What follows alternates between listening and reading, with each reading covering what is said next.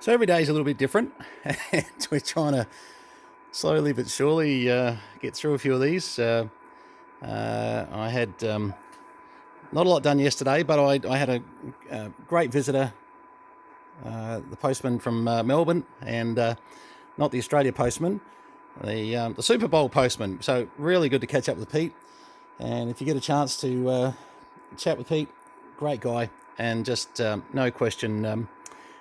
He's just top notch in his knowledge on so many things.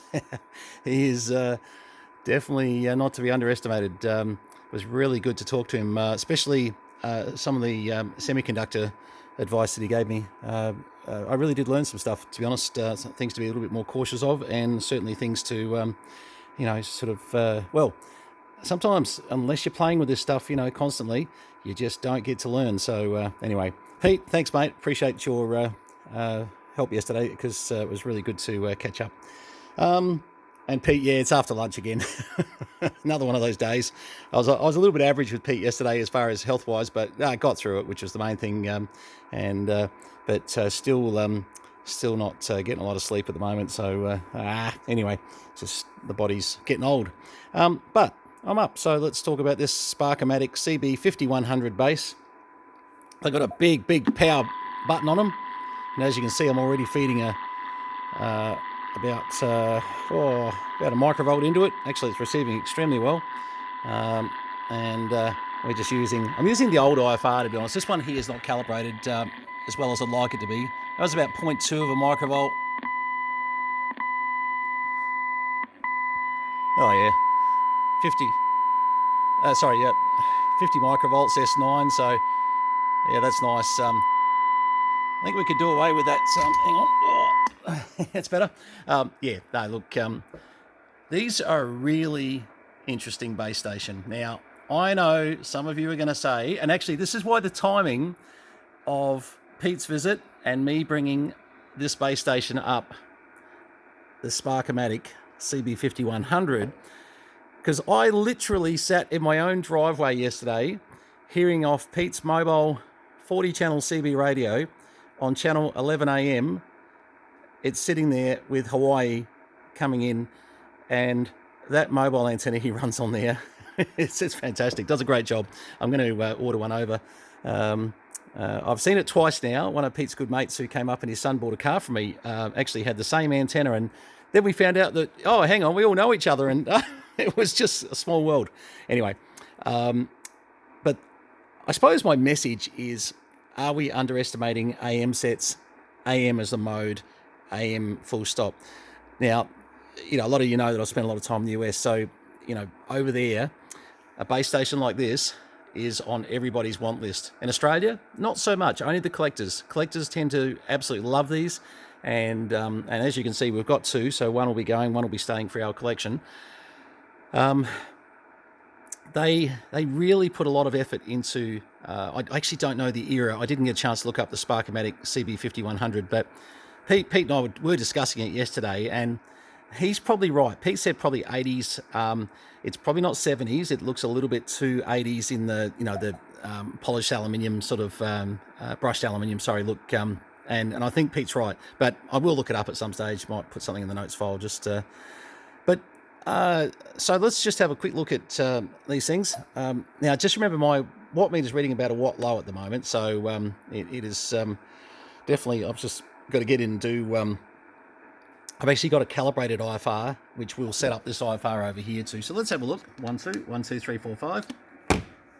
Probably better if I find out why I can't hear myself. AM would work better, wouldn't it? Yep. So there's a good start.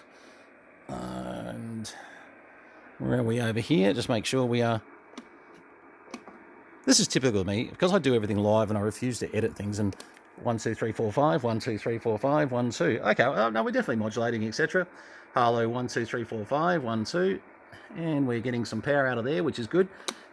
And I'm seeing power. I'm just not hearing myself. So I'm going to do what I always do with this situation. I'm just going to check whether I've got a mic fault or anything like that, because these are literally off the boat from New Zealand. Unfortunately, look, I'm just going to be honest, we've got a lot of clunkers that are not working. not working. Anyway, I know you guys always caution me about doing these deals, and anyway, we'll talk about that at some stage in more detail. But you know, I'm sort of, I've got a lot of stuff to get through here. But yes, there's been some big disappointments so far. But you know, what do you do? Whether you're Brenton Meadows or you're Pull It Apart Paul Ashby, Jeff Folwell, etc., when you take in the number of radios we take in, you're going to get some clunkers. And I know Paul's been bitten on a couple that, well, you know, they were absolutely promised to him. And on Paul, by the way, I had a phone call the other day, guy that was almost just borderline abusive. And I said to him, I said, mate, what is your problem?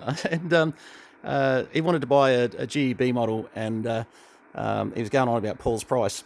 And I made it really clear to him. I said, mate, what Paul wants for that B model, fully recapped, redone, working 100%, etc., etc., we can sell you one $100 less that has got no testing. You know, I've basically just gone, yep, it transmits, it receives, that's it. So basically, the 10 hours Paul puts into a radio to bring it up to scratch, you're telling me that $100 is too much. And I said, mate, look, don't buy a radio from me. Don't buy it from Paul either. Don't buy it from anyone. Seriously, you're on drugs. But people don't understand the amount of time people like Paul and a number of people that restore radios, how much time goes into it. And as somebody that values time these days, and I don't have enough of it, that's the problem. It's probably my biggest problem due to health issues. Trust me, when you go to recap a B model, it's probably the worst example of a radio that you've really got to literally pull to bits, and then to check if it's all working again, you've got to put it all back together again. Hours and hours of work those things are. So, yeah, guys, please don't ring me and complain about someone else's price on a radio, because you're probably going to find I'm going to be pretty supportive of their price, especially Paul's work. I just know Paul's work inside out, and this is not a commercial, but I do want to say this. Paul's selling off a few gems at the moment. Hey, we've all got lots of radios. Easy. Do we all have radios like Paul's where they've all been gone over with a fine-tooth comb and absolutely engineered to be the best they can be? Oh, come on, guys. Let's give credit where credit's due. Anyway, a little bit off track there, but I just wanted to cover that because it's important. All right, let's find out if this mic's a little bit faulty. 2 ticks. And of course the mic's not faulty. 1, 2, 1, 2, 1, 2. Yeah, see, this is why people shouldn't trust me as much these days. Oh, God, you miss the obvious sometimes. No, the mic's working. I just had the squelch up too high on this fella. 1, 2, 3, 4, 5. So about 4 watts. This is about a watt down at the moment. So about 4 watts coming out of it. 1, 2, 3, 4, 5. 1, 2, 1, 2, 3, 4, 5. 1, 2. All right. So that's good. The bottom one I've already tested does pretty much the same thing. I actually hadn't tested this one, so as I said, I like doing things live sometimes because it makes me look like a complete idiot at times. I get it. Hang on, let's put that squelch up. Not as far as I put up last time, so I couldn't hear the bloody signal. Okay, so a little bit like the SBE Console 6 we reviewed yesterday, where you can set your time, fast, slow, blah, blah, blah, blah, blah. You can set alarms, auto watch. You've got noise blanker, anal, as my wife seems to call it. Anyway, CBPA, so of course everything just powers down on the screen there. DX local, which is just an attenuator, which is good. They actually say RF attenuator, so they explain that really well. Calibrate, SWR, SRF, etc. So you can test SWR. Interesting, they do have a fine tune on this, which when we put a signal into it, which we'll do, and we have a look at that, a little bit of volume here. See how you can feel it or hear it going off frequency, left and right of the frequency. If you inserted a tone there, you could almost use that and use it like a BFO and have a tone insertion and resolve the lower and upper side of sideband by going. Interesting little mod to do for the Sparkomatic. You never know.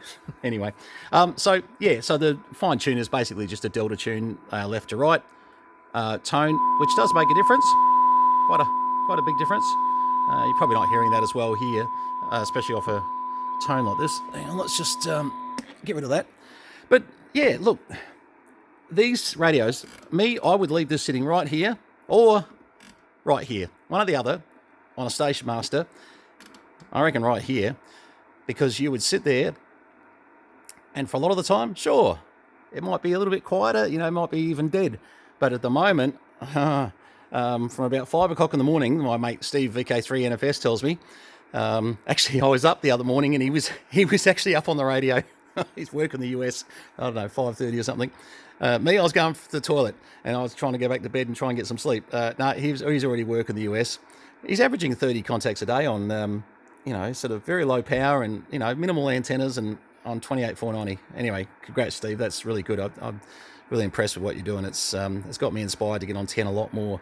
You and Mr. VK3 SMW, no question. All right, anyway, so generally I like to show these types of videos to, number one, inform you that, yes, like the SBE Console 6 yesterday, we're going to get rid of one. So just like yesterday, contact me. That radio was gone later that night. Went to a really good mate of mine, collector in WA, sorry. Wayne, you'll love it, mate. It's I'm still trying to work out, Wayne, whether you're getting the better one. I still haven't got the other one through from South Africa. Don't know. But I took a punt, and that's me. I'm a bit of a gambler. I bought a lottery ticket at an XU1 Tirana, pink XU1 Tirana yesterday. So I'm definitely a gambler. So we'll see what the next SBE comes in looks like. I do have another one of these coming in from South Africa. I've actually look. It's not so much I've seen it working. This one doesn't work, which is a pain. I've got another one, but same thing. I wanted a sidebander 6 and a console 6 for my own personal shack. And then the museum, we can, obviously have our models that we've got there that are working away. One of the things to get into the museum must be working. So this is where we're going to have a little bit of trouble with some of the stuff from New Zealand because it just won't make it into the museum if it's not working and not interested. We want good working examples, which obviously wasn't made very clear. Anyway, these are the breaks. All right, so great radio. Just show you the top of them too, because it's worth seeing. Just don't mind, there's a bit of, these have been sitting in that New Zealand museum for a while, but overall, not bad actually. And this sort of marking here, this is just dust that's been sitting on it. As you can see, as I clean that off, they're actually mint. They really are. So, let me be really honest about where I'm at with the New Zealand buy. A few of you are sort of feeling might have got taken. Others are feeling like, hey, there's some good stuff in there. The truth is, I can't answer that question. I've been so crook. I've been in and out of hospital. I haven't been able to get to a lot of it. I may be just unlucky that the first 5 radios I've got to all don't work. This obviously works. This one here, I've got to just double check its power supply, to be very honest, before either of them go out. There was just a slight hum on the power supply that I sort of thought, okay, we'll have a look at that. But this one here, just sort of certainly seems to be coming up quite well. But drop me a line if you've been chasing a Sparkomatic. They're as rare as rocking horse shit. They really are. They're just. I've wanted one for a long time, but I don't want to. And just to show you, yes, that one fires up. ANL. The ANL actually works. I've got so much static out in this shed that on AM you'll pick it up, but the ANL, as Sam says, Sam, you're unreal. Yes, ANL does they work quite well on those.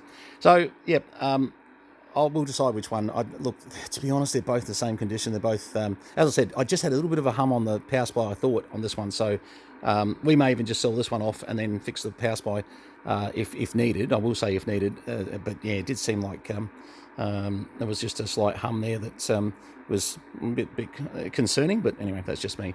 All right. Thanks very much for having a look at this. And remember, if you're buying radios off Pull It Apart Paul, they're fully renovated, basically like buying a brand new house versus buying an old renovator's dream. When you buy a radio from me off one of these shelves here and I say, as is, that's not the same as buying from Paul.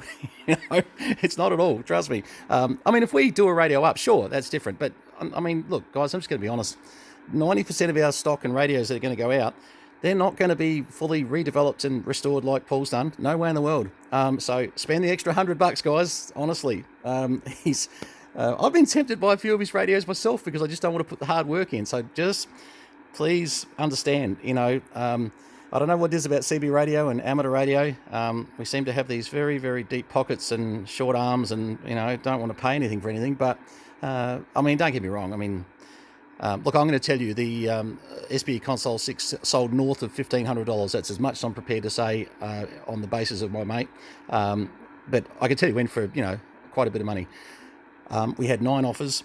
The Sparkomatic, I'm not even going to put a price on it right now. The guys that are chasing these, you've seen them on eBay, you've seen what they go for. So, you know, just like we did yesterday, I got these emails. I appreciated everybody's emails to me. If you're interested, it'll be in the notes, brenton@posnav.com.au. We're trying not to eBay these. I figured, why don't give you, whatever we pay eBay and fees, we'd rather discount off the radio. So, we're trying to get them direct to the customer versus all the crap. Anyway, all right. Thanks very much.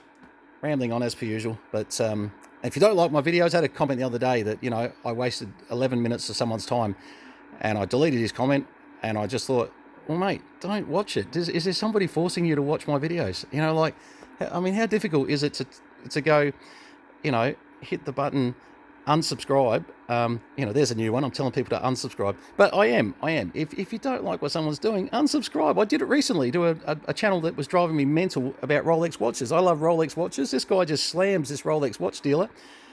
And I thought, you know what? I can either sit there continuing to watch this and just feed myself crap that I don't need to watch, or I can unsubscribe and I can just go, well, he just wasn't my taste, Anyway, please subscribe, please hit the notify, do all that. We're trying to get a bit more up. There should be a lot more going on as I start to slowly recover. Don't know the time frames on some things right now. We just don't know, because one day I'm good, other days I'm not. So anyway, you've all heard this story 100 times before. 73s, thanks very much. Contact me if you want a Sparkomatic 5100 base station. It may be you just want a 1980s alarm clock. Well, here it is. Cheers, guys. All the best.